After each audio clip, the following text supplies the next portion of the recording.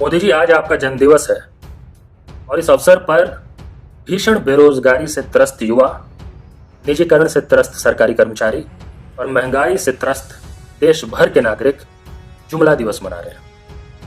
लेकिन मेरा आपसे एक निवेदन है कि आप बुरा मत मानिएगा। बुरा इसलिए मत मानिएगा क्योंकि जुमला दिवस मनाने के पीछे जो कारण है वो व्यक्तिगत नहीं है। ये किसी को आपसे पर्सनल खुंदक नहीं है, इस कारण से नहीं मनाया जा रहा है। आप एक राजनेता हैं, सार्वजनिक जीवन में है, हमारे देश के प्रधानमंत्री हैं। आपसे कई अपेक्षाएं हैं और कई राजनेताओं के लिए उनका जो व्यक्तिगत जीवन होता है उसी में राजनीतिक संदेश होता है। जिनके जीवन में उनकी पहचान किसानों से बनी, उनकी जयंती को किसान दिवस के तौर पर मनाया जाता है। जिनके प्रतीक युवा थे, उनका युवा दिवस के तौर पर मनाया जाता है। किसी के लिए शिक्षक दिवस के तौर पे मनाया जाता है, किसी के लिए बाल दिवस के तौर पे मनाया जाता है। लेकिन एक पहचान, एक प्रतीक जो सबसे ज्यादा मजबूती से आपसे जुड़ा हुआ है पिछले 7 साल के आपके केंद्र में कार्यकाल में, वो है जुमला। आपने जितने वादे किए देश के नागरिकों से, वो चाहे बेरोजगारी को लेकर हो, बेरोजगारी मिटाने को लेकर हो। आपने कहा कि 2 करोड़ रोजगार सालाना देंगे। देना बहुत दूर की बात है, जो रोजगार थे वो खत्म हो गए। आपने कहा कि अर्थव्यवस्था को आप इस ऊंचाई तक ले जाएंगे कि $5 ट्रिलियन की इकोनॉमी बना देंगे। ऊंचाई पे ले जाना दूर की बात है, हमारी जीडीपी नेगेटिव में जाने लगी। आपने वादा किया कि हम देश कभी नहीं बिकने देंगे। आपने कहा कि रेलवे से आपका बचपन का नाता है, आप रेलवे का कभी निजीकरण नहीं होने देंगे। लेकिन आज आप देश बेच रहे हैं एक एक करके। आपने वादा किया कि विदेशों में जो काला धन जमा है उसको आप भारत लाएंगे। आपने वादा किया कि किसानों को फसल की पूरी कीमत मिलेगी स्वामीनाथन कमीशन के C2 लागत मूल्य के हिसाब से। आपने वादा किया कि हमारी देश की सीमाएं सुरक्षित होंगी जब आप प्रधानमंत्री बनेंगे। आपने वादा किया कि पेट्रोल डीजल की कीमतें कम हो जाएंगी। आपने वादा किया कि आम नागरिकों की जेब में पैसे बचने लग जाएंगे जब आप प्रधानमंत्री बनेंगे। आपने वादा किया कि संसद के अंदर कोई भी अपराधी नहीं बैठेगा 100 दिन के बाद जब आप प्रधानमंत्री बन जाएंगे। कितने वादे किए आपने। आपने वादा किया कि गंगा की आप सफाई कर देंगे। आपने खुद को माँ गंगा का पुत्र बताया। कितने वादे किए आपने वादा किया कि देश की बेटियां सुरक्षित हो जाएंगी। लेकिन आपका हर वादा जुमला निकला, और ये जुमला शब्द भी आपके ही मित्र, आपके ही साथी का दिया हुआ है। ये कहते हुए कि बहुत सारी बातें कह दी जाती हैं राजनीति में रेटोरिक के तौर पे, उसको गंभीरता से नहीं लेना चाहिए। तो जिस प्रधानमंत्री के वादों को गंभीरता से नहीं लेना चाहिए, उनके जन्मदिवस को जुमला दिवस के तौर पे तो मनाया जाना ही चाहिए ना। देखिए, व्यक्तिगत तौर पे कोई दिक्कत नहीं है। व्यक्तिगत तौर पर तो हमारी शुभकामनाएं हैं। मैं चाहता हूं कि आपको ईश्वर लंबी आयु दे और आपको सद्बुद्धि और संवेदनशीलता दे अपने देश के नागरिकों के प्रति, उनके दर्द, उनकी पीड़ा के प्रति। ये भी कामना हम करेंगे। तो आपके बारे में हम अच्छी कामना करते हैं आपके जन्मदिवस पर। लेकिन आपके जन्मदिवस को प्रतीक के तौर पर तो जुमला दिवस मनाया ही जाएगा। पिछले साल भी हमने मनाया, और पिछले साल भी हमने यही बात कही थी कि अगर आप बेरोजगारी की समस्या पर काम करना शुरू नहीं करते, इस संकट को दूर करने की कोशिश नहीं करते हैं, तो आने वाले साल में भी आपके जन्मदिवस को जुमला दिवस के तौर पे ही मनाया जाएगा। और कहीं ऐसा ना हो जाए कि आने वाली पीढ़ी भी 17 सितंबर को नरेंद्र मोदी के जन्मदिन को जुमला दिवस के तौर पर ही याद करने लग जाए। इसलिए आपसे निवेदन था कि आप इस पर काम करें, अपने ही किए वादों पर काम करें। लेकिन आपने ऐसा कुछ नहीं किया, इसीलिए मजबूर होकर इस साल भी हमें अपील करनी पड़ी, इस साल भी जुमला दिवस मनाया जाए। और आप देखिए, देश भर में छोटे छोटे कस्बों में, शहरों में, गली मोहल्लों में, कई पंचायतों में लोग थाली ताली पीट रहे हैं, या जुमले का केक काट रहे हैं, या रोजगार मार्च निकाल रहे हैं। ये निकालकर एकता, एकजुटता के साथ ये बता रहे हैं कि ये देश, और खासकर कि इस देश के युवा, अब और जुमलेबाजी बर्दाश्त नहीं करेंगे। आपको जवाबदेह तो बनना पड़ेगा, कम से कम अपने वादों के प्रति तो जवाबदेह बनना पड़ेगा।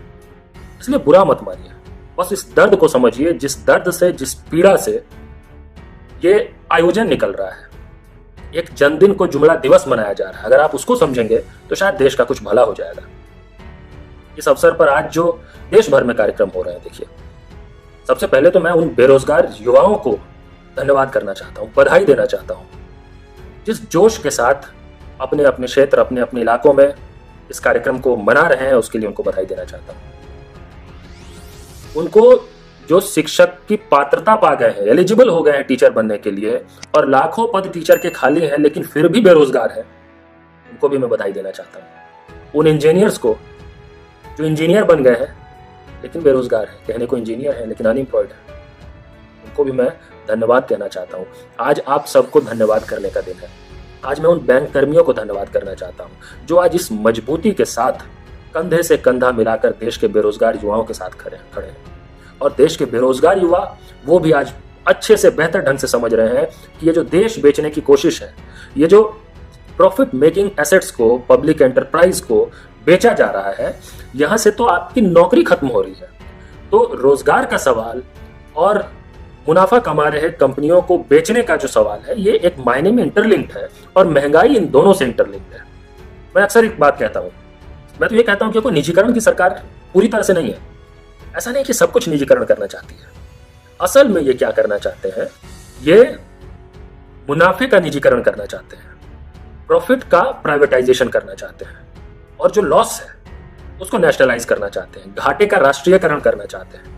उदाहरण के लिए कि अगर कोई कंपनी घाटे में जाएगी तो उसको ओएनजीसी खरीदेगी, उसको एसबीआई खरीदेगा, उसको एलआईसी खरीदेगा, उसको कोई ना कोई पब्लिक सेक्टर एंटरप्राइज खरीदेगा अगर घाटे में जा रही कोई कंपनी हो जो एक ढंग की लायबिलिटी बन गई हो। लेकिन बंदरगाह, हवाई अड्डे, रेलवे स्टेशन, टेलीकॉम, वो सारे सेक्टर्स, बैंक्स, जहां जहां मुनाफा है, उन सबको हमारे देश के प्रधानमंत्री के जो मित्र हैं वही खरीदेंगे। ऐसा क्यों है? ऐसा नहीं है कि सब कुछ निजीकरण हो रहा है। देखिए, आपके हमारे घर में भी कई बार क्या होता है, आपके घर में कोई ऐसी चीज पड़ी हो जिसको आप लायबिलिटी मानते हैं, आपको लगता है कि यार ये इससे कुछ मिलना नहीं है, इससे कुछ होना नहीं है, तो इसको निकाल देते हैं, इससे 500, 1000, 2000 जो भी मिल जाए इसको निकाल दो। लेकिन जो आपके एसेट्स हैं, जिससे आप एसेट क्रिएशन कर सकते हैं, जो आपके लिए एसेट्स हैं, उसको आप नहीं बेचते हैं। उसको कौन बेचता है? उसको कपूत बेचता है, अपने पूर्वजों के एसेट्स को। अपने बीते पीढ़ी ने जो मेहनत, संघर्ष, खून पसीने से जो अर्जित किया, उसको कौन बेचता है? कोई सपूत नहीं बेचता, कपूत बेचता है। यहाँ पे तो उल्टा हो रहा है। जो लायबिलिटीज है उसको तो सरकारी कंपनियों के जरिए खरीदवाया जा रहा है। इसका मतलब उसका भार आप वहन कर रहे हैं, आपकी जेब से जा रहा है। तो जैसा मैंने कहा ना कि महंगाई, निजीकरण, बेरोजगारी, ये तीनों इंटरलिंक्ड है एक मायने में। तो उसका पैसा हम अपनी जेब से देंगे, टैक्स के रूप में देंगे। हम मिनिमम बैलेंस पे चार्ज देने लग जाएंगे, हम एटीएम ट्रांजैक्शन पे हमसे चार्ज लिया जाएगा, हमसे तरह तरह का टैक्स लिया जाएगा, हमसे पेट्रोल डीजल पे ज्यादा पैसा लिया जाएगा। क्यों? क्योंकि हम उन लायबिलिटीज का भार उठा रहे हैं। लेकिन जो प्रॉफिट है हमारे देश का, उसका भार हमको नहीं, उसका शेयर हमको नहीं मिलना है, उसका शेयर आम लोगों को नहीं मिलना है। उसका शेयर जो दो मित्र हैं सरकार में, उनके जो दो मित्र हैं पूंजीपति, उनको मिलना है। ऐसा क्यों? क्या इतना कुछ होने के बाद प्रधानमंत्री के जन्मदिन को जुमला दिवस के तौर पे मनाना क्या तर्कसंगत नहीं है? और इसीलिए मेरी आप सबसे अपील है कि सिर्फ आज ही नहीं, आज के लिए तो आप सबको बधाई हो, बहुत बहुत धन्यवाद हो जिस ढंग से आप सबने इस आवाज को बुलंद किया है एकजुट होकर। और मुझे लगता है कि हम सबको मिलजुल कर इस संघर्ष को अब आगे ले जाने की जरूरत है।